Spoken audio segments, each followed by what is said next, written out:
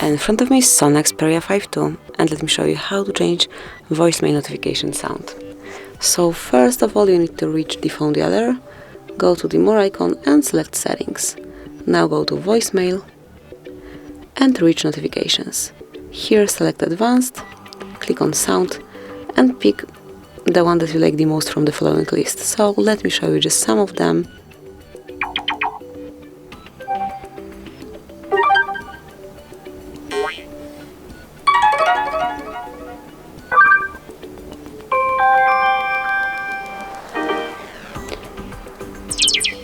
And then just pick the one that you would like to apply as your voicemail notification sound. Tap on OK. And as you can see, it has been changed. So this is it. That would be all.